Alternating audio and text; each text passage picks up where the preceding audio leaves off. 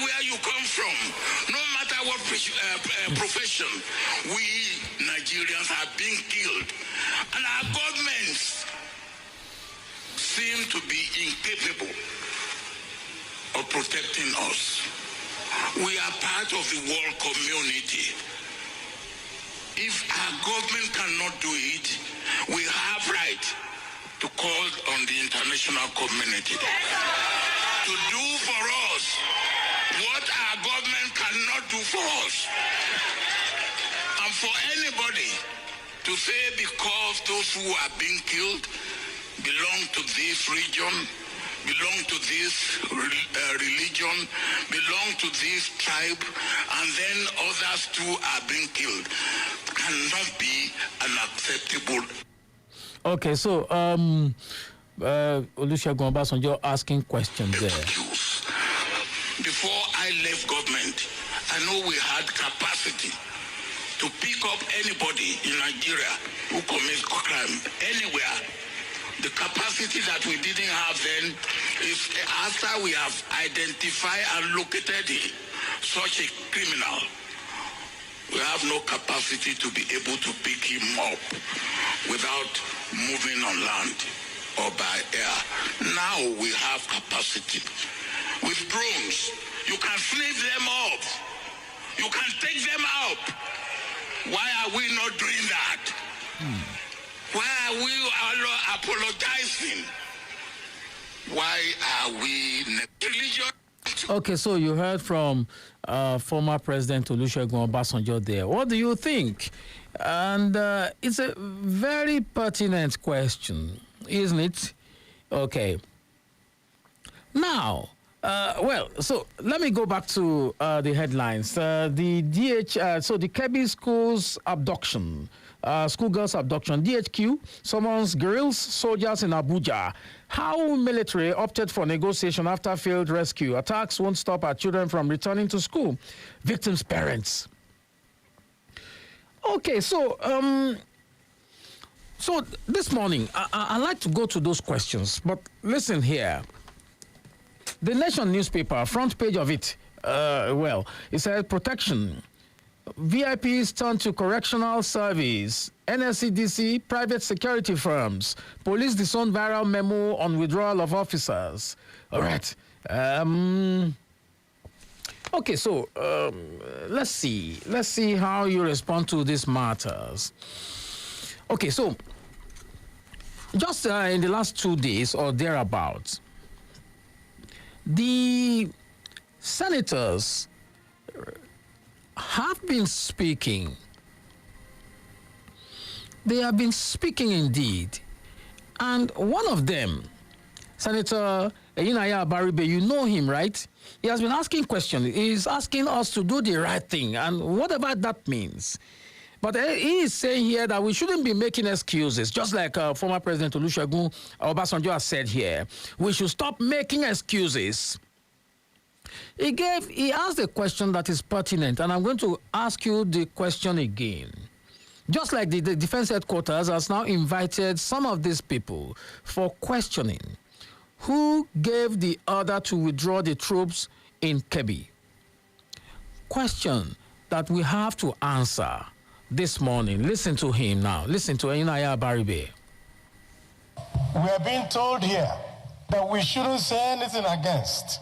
We are being told that, you shouldn't talk about the past. You should focus on the present. Yet, on this floor, rather than focus on what we're supposed to talk about, we go back to say, during 2015, the Chibok girls happened, and we are now rescuing people. People were not rescued at that time.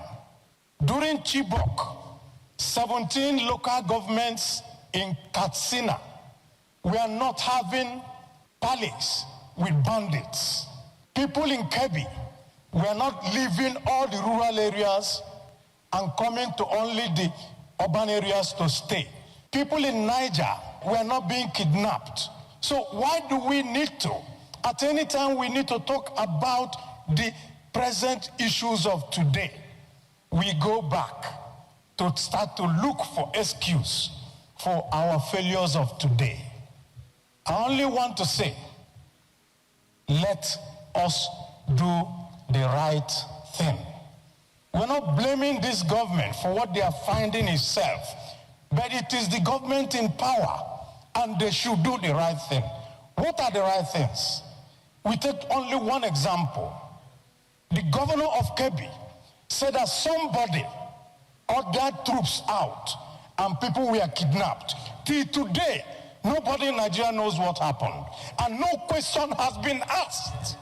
And we're sitting down here as a parliament, and we turn and we talk. Yet, somebody is responsible. If I'm the commander-in-chief, I will call the army commander in that place and the head of the army and say, if you don't get me the head of this person who withdrew the troops to put all these children in jeopardy, then you make an example of him. That is how a country is run. A country is not run on pacification. A country is run on confronting issues. Okay, so Senator Abaribe, they're asking the question. But, you know, the Kebbi State governor had also been asking this question. Governor Nasir Idris, he had asked the question last week. He was asking the question, saying, who gave the order? Okay, you want to hear from the governor, right? Listen now. It is a very unfortunate situation because as government, when we had an intel, we decided to call a security meeting. And we did so. We seek the security advice, and they said that all is well. What they should do is they are going to mobilize to the school. And they did so. By 3 o'clock, the military withdrew. And by 3:45, the abduction took place. That is why we are worried. And we have been asking questions. Who authorized the withdrawal of the military? Because we know when orders were being given, particularly on the military, until when an order is being given, and why, how does the security withdraw from that school at that particular time? That is our worry.